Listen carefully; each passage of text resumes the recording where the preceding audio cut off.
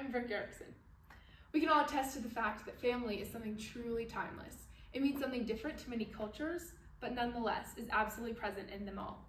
In our culture, I come from a very unusual family. I was raised with two wonderful parents and one wonderful older sister, and had a home that was centered on Christ and set on loving and serving Him. Family was created in the beginning of time. We see so many versions of family throughout history. Some built very successful dynasties, like Israel's King David, whose reign continued many, many years. He built an incredible dynasty.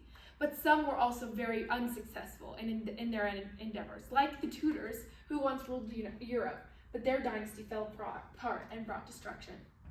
We see clearly the effects of these families on their society. Why is this? Could it be a reason other than their royalty?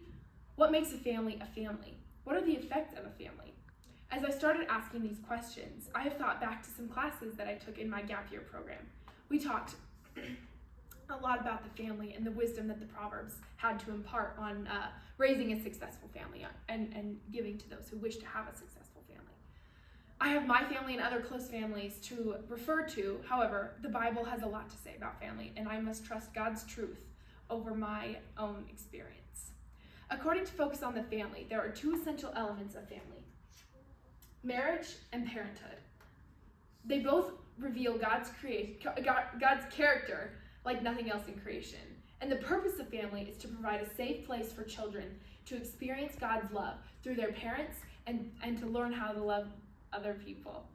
One proverb is one of my favorites. In chapter 14, verse 26, it says, "Whoever fears the Lord has a strong fortress, and for their children it will be a refuge." These two elements are equally important regarding fostering good health. A fortress for their family, for the marriage, and a refuge for their kids. They are so each vital to having a good family. Both parents and children have a unique purpose in the family. So what happens when something is distorted within a family? From the Minnesota Psychological Association, Jared Brown wrote an article on the implication of criminal justice and mental health in a father-absent home. When a marriage is distorted within a family, he found that problems with children in a father-absent home extend to adolescence and adulthood and include an increased risk of substance abuse, depression, suicide, poor school performance, and contact with the criminal justice system.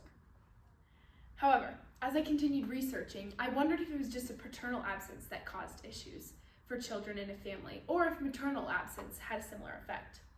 According to the National Library of Medicine, from an article that examines a survey of the China Educational Panel Survey, the authors further examined the long-term effect of parental absence on students' educational development. The results show that a mother's absence significantly and negatively associated with children's development in comparison to a father's absence. They specified that this was because the probability of going to high school and higher education had a 6% decrease with maternal absence over paternal absence. So we see it's not just a father's absence, but any parental absence or any disruption in the marriage that is meant to reflect God's love for His children. Absentee parents, again, or poor parenting causes increased risk of substance abuse, depression, suicide, poor school performance, low school attendance, and increased contact with the criminal justice system. Yes, this is a heartbreaking reality that our world faces. If this is true, what some children are prone to without a parent, shouldn't we be fighting for good marriages and proper parenting? The bad results of a broken family were not what drove me to understand family in the first place. It is the families that have a multi-generational positive impact on the world around us. This understanding that I walked through, if a home is filled with security, love, trust, fun, and provides a nurturing environment, would that lead their children, who once they are grown and have families of their own, have families that are characterized by love, affection, security, trust, nurturing, and for their kids the same motivation to create a home like that? What if that was how we could live? What if generation after generation, families would be rooted and established in love? That's Ephesians 3:17 through 19. I have personally witnessed this in my church from back home. I know grandparents and great-grandparents that have worked hard to establish a family in love and I see the fruit of their labor in their families that their kids have built. This is one thing in common. There is one thing in common with those families I've personally experienced. They fear the Lord. Just as the verse in Proverbs said that we looked at before, that we examined earlier. Proverbs 14:26.